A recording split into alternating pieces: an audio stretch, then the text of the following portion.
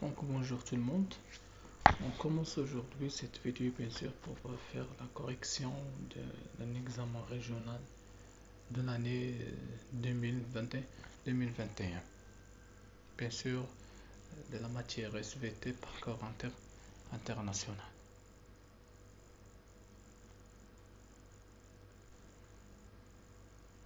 Première partie, c'était de catégorie de micro-organismes ou bien des microbes.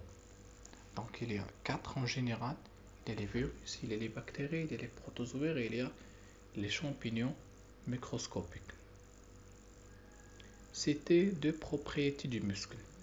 Donc bien sûr pour les propriétés du muscle il y a 3. Les propriétés du muscle en général, il y a la contractilité, l'excitabilité et l'élasticité. Donc il y a les propriétés sur un pour la question bien sûr. Donc j'écris seulement deux propriétés, mais en général il y a 3. La question 3 reliée par une flèche chaque notion de la première liste avec la définition qui lui correspondent dans la deuxième liste. Donc voilà la liste 1 ou bien première liste, les notions il y a les fibres musculaires, aire motrice, la moelle épinière et neurones. Deuxième liste, voilà les définitions de chaque mot. Donc pour les fibres musculaires, c'est quoi? C'est tout simplement c'est une cellule ayant une forme allongée et renforme plusieurs noyaux. L'aire motrice, c'est quoi? C'est tout simplement une zone de cortex cérébral située en avant du sillon de Rolando où unit l'influx nerveux moteur. La moelle épinière, c'est quoi la moelle épinière? C'est le centre nerveux contenant une matière grise centrale et une matière blanche périphérique. Neuron, c'est quoi? C'est une cellule formée de corps cellulaires, l'axon et l'arborisation terminale. Quatrièmement, répondez ou bien répondre par vrai ou faux à chacune des propositions suivantes. Donc l'arc de réflexe est le trajet de l'influx nerveux parcouru au cours de la motricité volontaire. Donc la réponse est faux. Les anticorps sont sécrétés par les plasmocytes, oui, surtout les lymphocytes B, c'est-à-dire les lymphocytes B, ça s'appelle les plasmocytes. La consommation de la drogue est un danger qui menace bien sûr la santé du système nerveux, oui. Les toxines sont des substances dangereuses sécrétées par certaines bactéries, oui. Donc la réponse est vraie. 5. Répondez aux questions suivantes en mettant une croix X devant la proposition exacte. Il existe une seule proposition exacte pour chaque question. Donc maintenant, faites attention. Donc pour la réponse, il y a une seule proposition exacte. Donc les cellules immunitaires sont les globules blancs, ou bien les globules rouges, ou bien les plaquettes, ou bien les neurones. Bien sûr, les cellules immunitaires sont les globules blancs. 2. La réaction inflammatoire est une réponse immunitaire spécifique et retardée, ou bien non spécifique et immédiate, ou bien spécifique et immédiate, ou bien non spécifique et retardée. Voilà, donc la réponse immunitaire ou bien la réaction inflammatoire, c'est une réponse inflammatoire non spécifique et immédiate. On passe à la deuxième partie, c'est-à-dire la partie de la raisonnement scientifique et communication écrite et graphique. Donc, premier exercice afin de déterminer certains éléments impliqués dans la motricité, on propose les données suivantes. Le document 1 représente des expériences réalisées sur deux grenouilles A et B. Donc voilà la grenouille A, c'est une grenouille spinale, c'est-à-dire son cerveau est détruit, mais sa moelle épinière est intacte. La deuxième grenouille, c'est la grenouille B, décérébrée et démédulée. Son cerveau et sa moelle épinière sont détruits. C'est-à-dire مخربة الدماغ وكذلك النخاع الشوكي. Déterminer à partir de document 1 la nature du stimule ou bien l'excitant utilisé dans les expériences. Donc la première remarque, c'est que pour l'excitation, ici on utilise une solution d'acide dilué. Donc la nature de la stimulation, bien de l'excitation, c'est tout simplement une stimulation chimique. La nature de l'activité nerveuse chez la grenouille A, mouvement involontaire ou bien le réflexe médulaire. À partir des données de document 1, déduire le centre nerveux responsable de la flexion de la patte droite chez la grenouille A, avec la justification bien sûr. Donc, le centre nerveux, c'est la moelle épinière. Pourquoi? Ou bien c'est quoi la justification?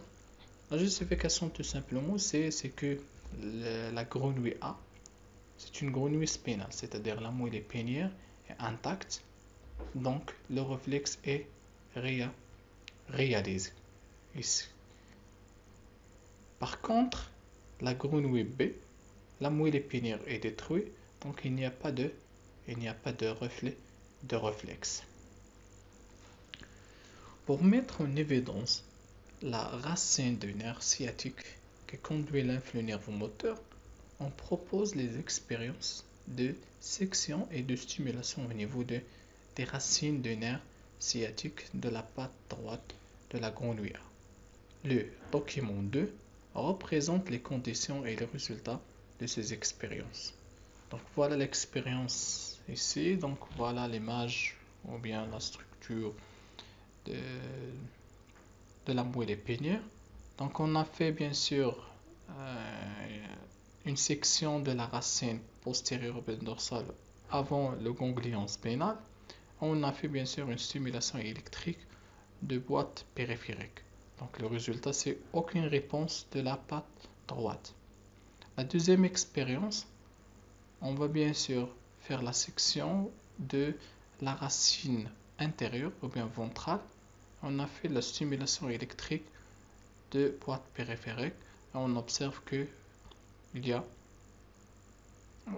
résultat, c'est flexion de la patte droite, c'est-à-dire une réponse de la patte droite, et c'est dans l'expérience 2.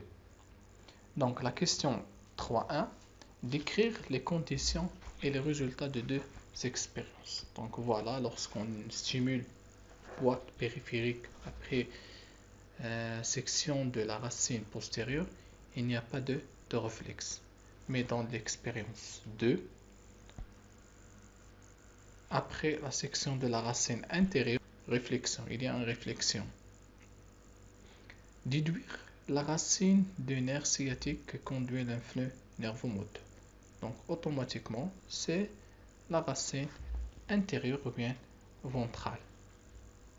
Deuxième exercice, lorsque les micro-organismes pathogènes traversent les barrières anatomiques de l'organisme, une réponse immunitaire se déclenche quel que soit l'antigène.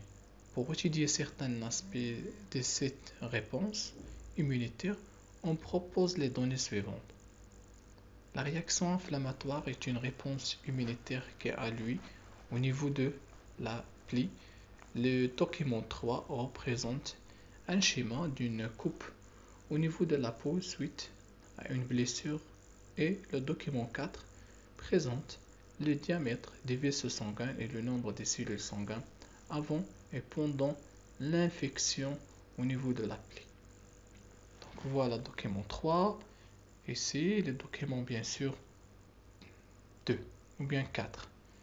1. À partir du document 3, identifier l'antigène responsable de cette réponse inflammatoire et la barrière anatomique franchie par cet antigène.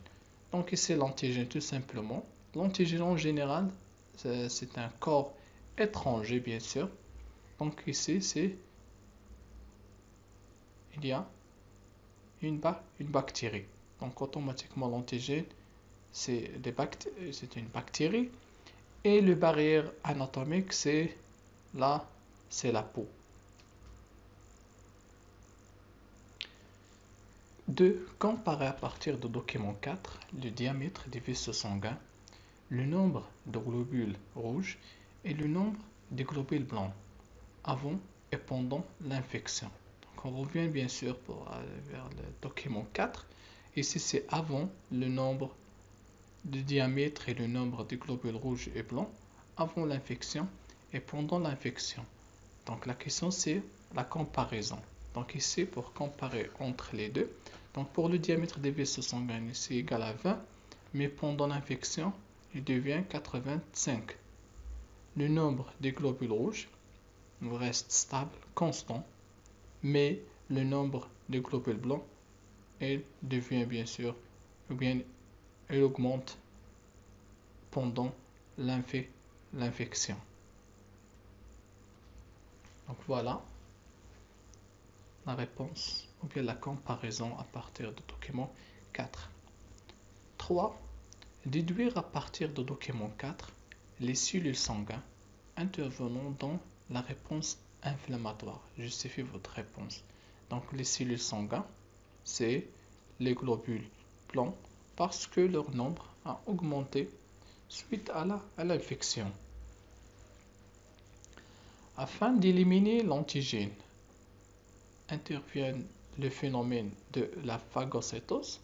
Le document 5 représente certaines étapes non ordonnées de la phagocytose. Donc l'étape 1, il y a des débris, des déchets. Ici l'étape B, on observe qu'il y a les pseudopodes et les ozones. Étape C, c'est vacueux de digestion.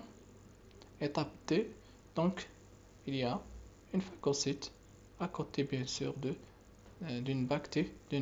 Donc automatiquement, donc la question 4, classer ces étapes selon l'ordre chronologique de leur déroulement en utilisant la lettre correspondant à chaque étape. Donc l'étape 1, c'est D. B, c'est la deuxième étape, c'est l'absorption de l'antigène. Troisièmement, c'est la digestion, c'est-à-dire C. Et quatrièmement, c'est le rejet des déchets, bien sûr, les débris, c'est l'étape 1. À partir des données précédentes, déduire le type de la réponse immunitaire mise en évidence. Donc voilà, pour cette réponse immunitaire, on utilise bien sûr la phagocytose. Donc automatiquement, c'est une réponse immunitaire inflammatoire, bien sûr non spécifique, ou bien c'est une réponse immunitaire naturelle ou bien innée. Donc voilà, c'est la fin bien sûr de l'examen et merci pour votre attention.